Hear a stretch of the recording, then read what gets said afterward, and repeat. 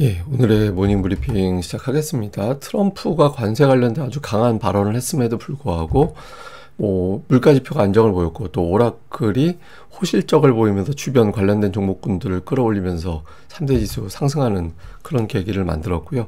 우리 증시는 이제 동시만기 끝났잖아요. 그 수급에 어떤 변화가 생기는지 봐야 될 것 같고, 특히 코스피 거래 대금이 크게 증가하는 가운데 대형주가 가장 많이 오르고 중소형주 순으로 올라가는 그런 흐름이 나오고 있거든요. 그러니까 이런 흐름에 변화가 생기는지 살펴봐야겠습니다.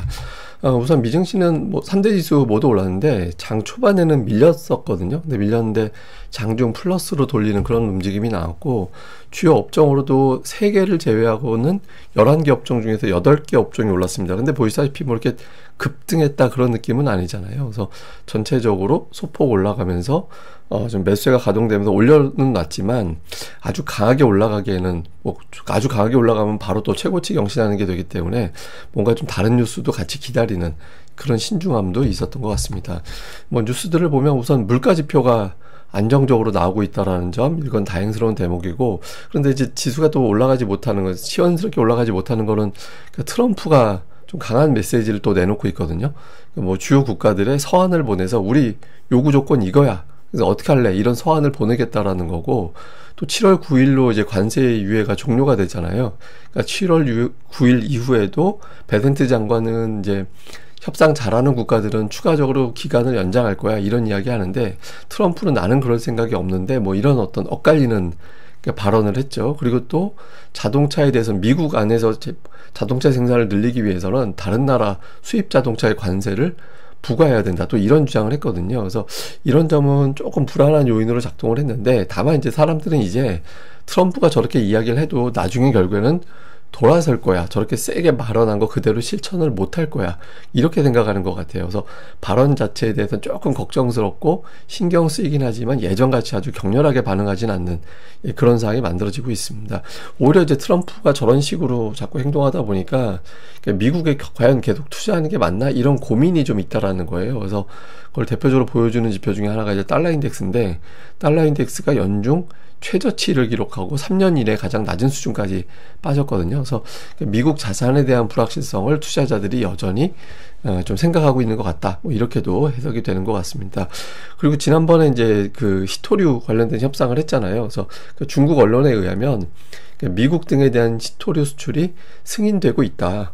그리고 이후에 이제 신청하면 그 승인을 계속해서 강화할 건데, 이거 한마디로 어쨌든 계속해서 허가는 해줄게, 계속해서 이제 판매는 해주는데 6개월 있다가 또 계속 6개월 상황, 그때그때 상황 봐가면서 추가적으로 승인할지는 계속해서 이제 상황 지켜보면서 결정할 거야, 이렇게 이제 생각을 하는 거죠. 근데 어쨌든 히토류가 미국에 공급되기 시작하는 걸로 보여진다, 이런 내용들도 나왔습니다. 이런 가운데 이제 증시 또 경제에 대한 긍부정적인 분석이 나왔는데, 골드만삭스에서는 내년도 미국의 경기 침체로 갈 확률은 떨어졌다, 그러니까 이런 어떤 주장을 했고요. 그리고 또 증시가 올라가려면 몇 가지 동력이 필요한데, 다수의 어떤 증권사들은 그 무역 협상 진도가 너무 느리다, 그러니까 영국 이외에 추가적으로 합의한 곳이 없지 않냐, 그래서 지금 증시가 상당히 올라오긴 했지만 최고치 경신하기에는 뭔가 좀 부족해서 최고치 언저리에서 더 이상 밀고 올라가지는 당분간 못할 것 같다, 그러니까 이런 주장들도 나오고 있습니다. 근데 이제 트럼프의 발언에도 불구하고 센 발언이 나와도 시장 영향이 이렇게 예전같이 막 겁 많이 먹고 그러진 않고 있잖아요. 이게 이제 블룸버그에서 나오는 이제 무역 불확실성 지수라는 게 있거든요. 근데 이게 되게 많이 떨어졌어요. 그러니까 피크 대비 많이 떨어졌거든요. 이게 어떤 의미냐면 관세 관련된 뉴스에 대한 영향력이 축소되고 있다라는 거예요.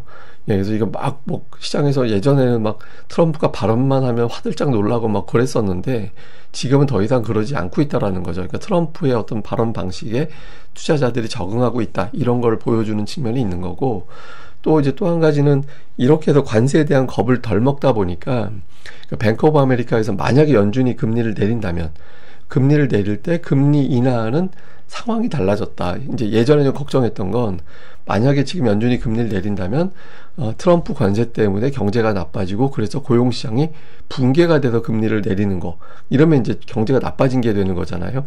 그러면 이제 주식시장에도 안 좋은 결과가 나올 수 있는데, 지금은 그게 아니라 고용이 유지가 되고 있고 물가가 잡히고 있어서 만약에 지금 금리를 내린다면 좋은 인하가 될 수도 있다. 그래서 여러 가지 어떤 지표상 관세에 대한 어떤 공포감은 좀 낮아지고 있다, 이렇게 투자자들은 생각을 하고 있다라는 겁니다. 근데 이게 또 하나는 뭐냐면, 관세 협상이 늘어지지는 않을 것 같아요. 그러니까 트럼프가 뭔가 자꾸 문제가 생기면 협상을 하든 뭐 하든 자기네들이 양보를 하든 뭐 해서 자꾸 좀 한 발 예전같이 세게 나갔다가도 물러서는 현상이 반복되고 있잖아요. 그 이유 중에 하나가 뭐냐면, 1분기에 주식시장이 빠지면서 그러니까 미국의 가계 순자산이 떨어졌거든요. 그러니까 순자산이 1조 달러가 넘게 감소했어요. 그러니까 이게 주식시장이 빠지면 보유하고 있는 주식 가치가 떨어지니까 1분기에 이제 그런 현상들이 나타났었거든요. 그러면 이제 이게 민심은 민심이 자기 재산 줄어드는데 정부를 지지해 줄 리는 없잖아요. 그러니까 트럼프 입장에서는 자산이 너무 떨어지게 되면 자기가 추진하고 있는 여러 가지 정책들이 동력을 받을 수가 없게 되죠. 그러니까 이제 주식시장이 어느 정도 올라가 줘야 이제 자기가 추진하는 어떤 정책에 대해서는 또 사람들이 믿어주고 지지해주고 이런 현상들이 나올 수 있기 때문에 1분기에 주가가 워낙 안 좋게 되다 보니까 이걸 좀 달래놓고 그러고 나서 정책을 추진하고 이런 과정이 나왔던 게 아닌가. 어쨌든 순자산이 떨어지면서 트럼프도 한 발 물러서는 그런 계기로 작동을 했던 것 같습니다. 이날 나온 경제지표는 생산자 물가지수는 예상보다 견조하게 나왔습니다. 그러니까 이게 튀어 올라갈 거 걱정하고 있었거든요. 물론 이제 뭐 전달보다는 좀 올라간 수치긴 하지만 되게 많이 올라갔을지도 몰라, 이런 걱정을 했었거든요. 근데 물가지표가 대체로 안정되고 있다라는 거예요. 생각했던 것보다는. 그런 이유는 이거는 정말 지표가 실제로 정말 안정되어 있을 수도 있는 거고, 또 한 가지는 다른 해석도 있는데, 기업들이 사재기를 되게 많이 해놔가지고 재고를 많이 쌓아놔서 아직까지는 가격 올릴 필요가 없다라는 겁니다. 그러니까 미리 많이 제품을 사들여 놔서 관세가 올라갔음에도 불구하고 아직까지는 그 재고로 버티고 있는 것 같다. 그러니까 이런 해석이 하나가 있고, 또 하나는 지금 관세 협상 중이기 때문에 지금 미리 가격을 올려가지고 수요를 떨어뜨리기보다는 그냥 가격 올리지 않고 아직까지 어떻게든 버티려고 하는 것 같다. 그래서 물가는 현재까지는 이제 튕겨 올라가지는 않고 있다라는 거거든요. 근데 이게 이제 관세 협상이 늘어져가지고 관세 부과가 다시 진행이 되면 이건 다시 튀어 올라갈 수 있죠. 그래서 기업들이 버틸 수 있는 거는 여름까지가 한계인 것 같아서 여름 중반 정도 넘어가면 물가는 튀어 올라갈 가능성이 높다, 이렇게 주장하는 것도 있습니다. 근데 문제는 고용인데, 실업수당 청구 건수가 은근히 올라가요. 예, 이게 이제 해고자 또는 이제 일을 그만두는 사람들이 늘어나고 있다라는 거고, 특히 2주 이상 청구하는 사람들의 숫자는 2021년 11월 이후 최고치로 올라갔거든요. 그래서 미국의 고용시장이 아직까지는 괜찮다라고 알려져 있는데, 그러니까 조금씩 고용시장이 흔들리고 있다, 이런 조짐들도 있거든요. 그래서 이거 미국의 물가지표도 그렇고 고용지표도 그렇고 올 여름이 견딜 수 있는 최대치일 것 같아요. 그래서 만약에 여름 이내에 관세 관련해서 어떤 해결책을 찾아내지 못하면 미국은 가을 정도 됐을 때는 급격하게 지표가 무너질 가능성이 있다. 그래서 투자들은 그런 것들을 걱정을 하고 있는 상황입니다. 그런데 이제 한편으로는 트럼프가 그렇게까지 몰아가진 않겠지, 그 안에 어떻게든 협상을 하겠지, 이렇게 또 기대하는 측면도 있는 것 같아요. 그래서 어쨌든 지금 6월, 7월 사이가 미국의 경제가 정말 안 좋은 쪽으로 결국엔 가게 되느냐, 아니면 이 상태에서 이제 돌아서느냐, 이걸 가늠하는 중요한 골든타임이 될 것 같다, 이렇게 봐야겠습니다. 주요 종목으로는 이제 대형주 쪽에서는 시가총액 1, 2, 3, 4위까지는 올라갔습니다. 그러니까 마이크로소프트, 엔비디아, 애플, 뭐 아마존, 여기까지는 이제 올라갔고, 상승률 상위로 오라클 효과로 봐야 되거든요. 그러니까 오라클이 이제 소프트웨어 업체잖아요. 근데 실적 발표하면서 AI 관련된 클라우드 사업이 굉장히 좋아지고 있다, 뭐 70% 성장할 것 같다, 이런 어떤 언급을 했거든요. 그래서 이제 오라클 주가가 13%나 급등을 하고, 그 영향으로 그러면 AI 관련해서 좋아지고 있나 보다라고 해서 이제 엔비디아 올라가고 브로드컴도 올라가고, 그러니까 반도체주들도 대체로 상승하는 그런 결과를 유발을 했고요. 그 다음에 국제유가 올라가면서 이제 에너지 관련주들이 반응을 했고, 그 다음에 뭐 길리어드, 유나이티드 헬스, 이런 이제 헬스케어 관련된 종목군들도 플러스로 마감하는 그런 모습을 보였습니다. 근데 최근에 미국 시장이 올라가는 또 하나의 이유 중에 하나가 자사주 매입하는 속도가 되게 빨라요. 그러니까 역대 자사주 매입 연도별로 이렇게 나열해서 보면 올해 자사주 매입이 가장 빠른 속도거든요. 근데 이게 또 실제로 올해 자사주 매입이 1조 달러 정도 넘어간다잖아요. 그래서 자사주 매입도 미 증시가 올라가는데 결정적인 역할을 하고 있는 걸로 보여집니다. 자, 우리 증시는 2020년도하고 한번 비교해 볼 필요가 있거든요. 2020년도 당시를 보면 그 폭락하는 자리까지 복원된 다음에 일시적인 눌림 나오고 그 다음에 또 올라가고, 그러니까 이런 형태가 됐었잖아요. 그래서 결과적으로 보면 그때 당시에 주식시장은 아주 크게 올라가서 뭐 보시면은 3,000포인트까지 넘어가는 그런 흐름까지 나왔었잖아요.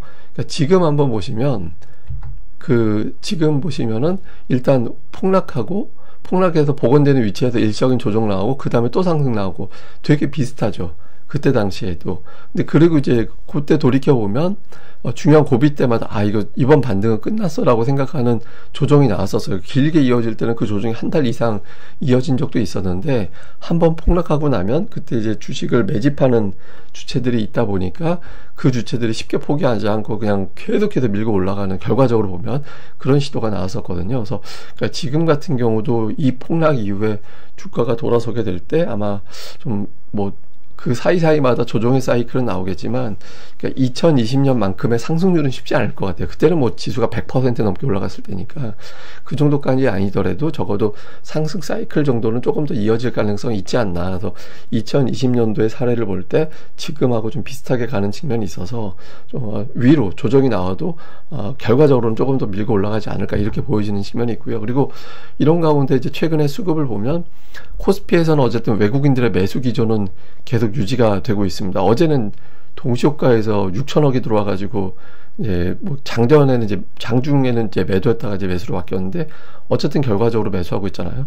코스닥 같은 경우도 외국인 투자자들이 이틀 연속 매도는 하지 않고 있고 개인들이 오히려 이제 매도 주체가 되어 있는 그런 상태거든요. 그래서 아직까지 양시장의 수급은 잘 버티고 있다. 그래서 근데 여기서부터는 그 투자자들이 불안함도 동시에 있거든요. 그래서 이게 3,000 갈 수 있나? 코스닥도 연중 최고치가 최종 목표가 될 수도 있지 않나? 이런 걱정이 있어서 그러니까 외국인들의 매수가 지속되느냐? 그 다음에 또 하나는 고객의 탁금이 늘어나서 국내 주식시장에 대해서 이제 국내 투자자들도 가담하기 시작하느냐?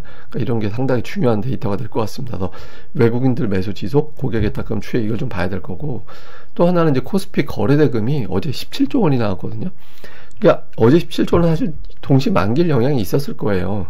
예, 그 동시 만기일이다 보니까 만기일 영향에 이제 좀 넘어간 것 같은데, 어쨌든 코스피 지수가 올라오는 과정에서 거래대금이 증가하고 있다라는 거는 이제 긍정적인 측면인데, 예, 어제 같은 17조 원은 되게 오버한 거고, 그건 뭐 만기일 아니었으면 아마 저렇게 안 나왔을 거예요. 그러니까 15조 원 전후, 15조 원 전후에 거래대금이 계속 형성이 돼 준다라면 주식시장에 어떤 투입하는 자금이 늘어나기 시작하고 있다라는 조짐이 될 수 있어서 코스피의 어떤 거래대금이 늘어나면서 올라가 주는지, 이런 부분들도 계속해서 살펴봐야 될 것 같습니다.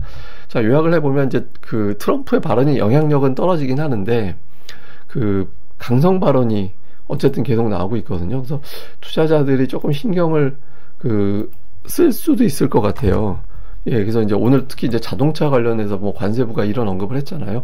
그러니까 이런 어떤 발언이 관련된 업종에 영향을 주는지 이거 좀 봐야 될 거고, 그 다음에 또 하나는 달러 인덱스가 3년 만에 최저치까지 빠졌거든요. 그러니까 달러가 빠진다라는 거는 그러니까 미국에 있는 자금이 다른 나라로 넘어가고 있다라는 것으로도 해석이 돼요. 그러니까 외국인 투자자들이 미국에 투자하는 것보다 다른 나라 투자하는 게 낫지 않나? 이렇게 생각할 수도 있다라는 거거든요. 그래서 뭐 이걸 이제 좋게 해석한다면 그렇게 된다라는 건데, 실제로 외국인들이 긍정적으로 해석을 하는지. 그 다음에 이제 코스피 거래대금이 지금 늘어나고 있는데 어제같이 17조 원은 오바고 적어도 13조 원에서 15조 원 요 사이가 유지가 되는지 여부가 되게 중요합니다. 그리고 코스닥은 덜 올랐잖아요. 코스피는 뭐 2년 이내 최고치 막 이렇게 올라가고 있는데 코스닥은 이제 연중 최고치 돌파했거든요. 근데 여기서 저는 코스닥을 더 주목할 시기가 되지 않을까라고도 보는데, 고객의 탁금이 불어난다라면 코스닥을 주목해야 됩니다. 그래서 코스닥의 탁금 추이도 주목을 해보는 게 중요할 것 같습니다. 근데 이게 최근에 보면 제가 어제 그래프를 그려봤는데 그 코스피 지수하고 시가총액하고 그래프를 그려봤거든요. 그러니까 좀 비슷하게 가야 되는데 최근에 보면 시가총액이 코스피 지수보다 더 많이 올라가요. 그래서 좀 실제로 보니까 그러니까 6월 들어서 코스피 지수가 8.2% 올라가는데 대형주 지수가 8.5% 올라갔고 소형주 지수는 반올림에도 5.9%밖에 안 올랐거든요. 그러니까 대형주 쪽이 강하게 올라가고 그냥 소형주는 딸려가는 장. 왜냐면 이제 매수 주체가 외국인이다 보니까 이런 현상이 나오고 있는 거거든요. 그래서 근데 이게 뒤집어지려면 예탁금이 들어오면 이게 뒤집어집니다. 그래서 고객 예탁금이 강하게 유입되면 코스닥 그리고 이제 코스피에서도 중형주군 뭐 이런 쪽이 더 활발하게 움직일 수 있어서 계속 대형주 쪽을 바라봐야 되느냐 아니면 중소형주 쪽을 바라봐야 되느냐 이거는 고객 예탁금에 달려 있다. 그래서 이 부분 보면서 이제 포트폴리오 비중을 어떻게 조율할지 이걸 이제 가늠해 보시면 좋을 것 같습니다. 예, 그리고 이제 오늘이 마지막 이제 홍보하는 날입니다. 일주일 동안 진행을 했는데 고릴라 리서치에서 멤버십 이벤트 하는 거 오늘이 마지막 날입니다. 네이버에서 이제 고릴라 리서치라고 검색을 하면 쭉 여러 가지 메뉴가 뜨는데 그 중에서 동영상 통해서 들어오는 게 제일 쉽습니다. 그러니까 동영상에서 요 글자 고릴라 리서치라는 글을 클릭을 하면 그 사이트로 들어오실 수 있고요. 여기 들어오시면 제가 제일 많이 활용해 보시라고 권하는 게시판은 증시 분석과 데이터 게시판이에요.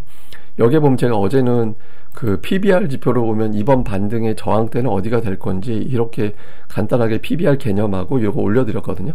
이걸 통해서 이제 보시면 여기 관련된 사이트는 어디로 들어가시면 됩니다라고 해서 제가 데이터 다운 사이트까지 올려드리니까 요 이제 증시 분석 데이터라는 곳 보시고 다음에 장중에 벌어지는 일은 제가 여기 스팟 시황에다가 올려드리거든요. 그래서 이거 올려드리니까 한 번씩 보시면 되고 그러니까 멤버십은 가입하시면 멤버십 전용 동영상 브리핑 방송 일주일에 4번 이상 올려지고요. 그 다음에 매주 월요일과 수요일 또는 목요일에 기업 분석 보고서 일주일에 2개씩 올라옵니다.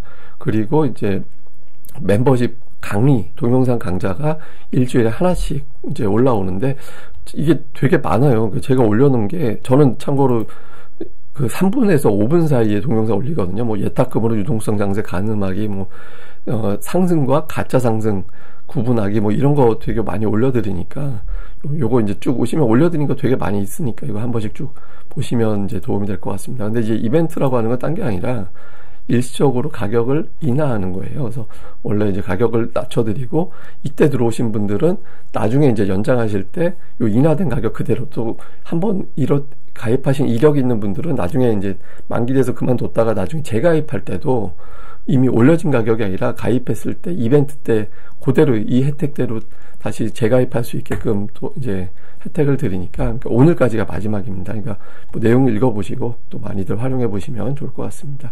예, 오늘까지만 제가 이제 멤버십 홍보를 하고요. 내일 이후에는 홍보를 안 하니까 이제 그만 보셔도 될 것 같습니다. 예, 그동안 감사했습니다.